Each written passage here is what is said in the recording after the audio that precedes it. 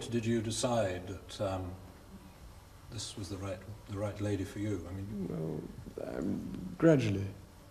I suppose towards the end of the summer and the autumn last year, and I began to realise, what was going on in my mind and hers in particular, and all these things help.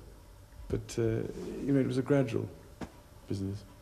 Did you find it a very hard decision, Lady Diana? I had a long time to think about it, because I knew the pressure was on both of us. And it wasn't a difficult decision in the end. That's what I wanted. That's what I want. And I haven't seen the ring. Maybe have a look at your... Yes. Wonderful sapphire and diamond. When were you given that? Just last night? Or? No, Sunday. But not wearing it? No. Yesterday? No, pretty hidden. And when did you tell the Queen that this was what you wanted to do?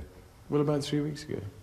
So, as I say, we've had to sit on it and hide it for 3 weeks, which hasn't been all that easy. But I was absolutely determined that it was going to be as near a secret as possible on the actual day. That was my ambition. But you're both obviously excited, but it must have been awfully difficult trying to keep that secret, actually. Yes. Very good for us. And very good for good practice. Yes. And good for the people we told, too.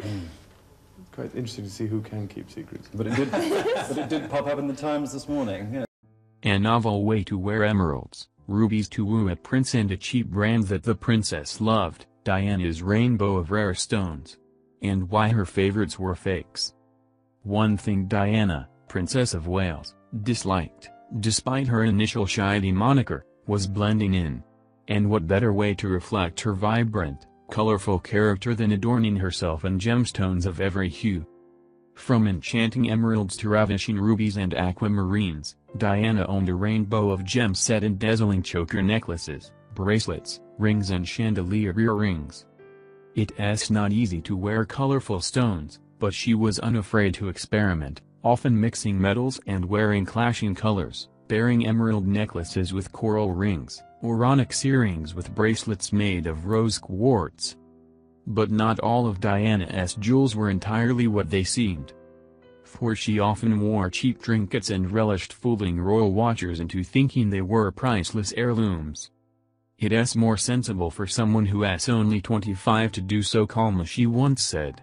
Her glitzy paste jewelry was not only fashionable, it was fun, and she often scoured press reports to see if anyone had been able to tell the difference.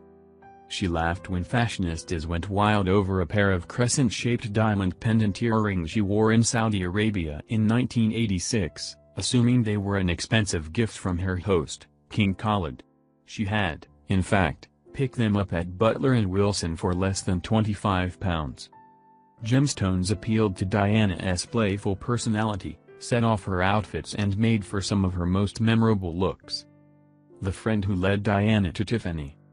Rosa Monckton, a close friend and confidant of Diana, was responsible for introducing Tiffany & Co. to Britain in 1986, so she is likely to have been behind these dainty gold and amethyst heart-shaped Tiffany earrings, believed to have been a Christmas present in 1987.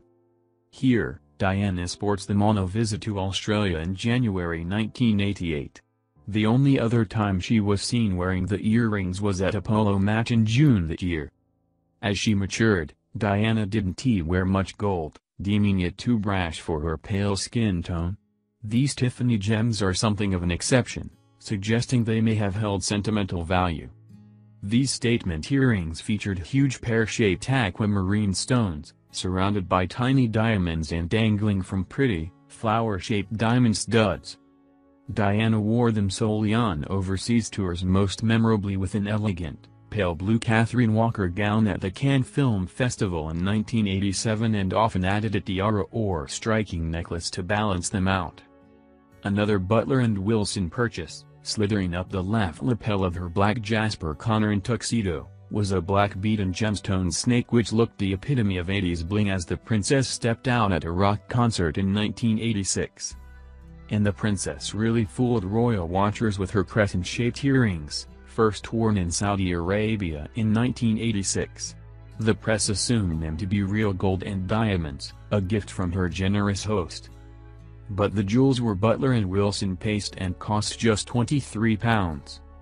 Diana's striking monochrome necklace was another classic from the Fulham Road shop, comprising star-shaped white beads interspersed with onyxy look-alike paste gems.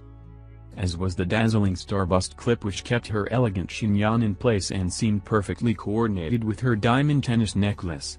Worn to a fashion show in Sydney, Australia, in 1988, the piece was pure diamante.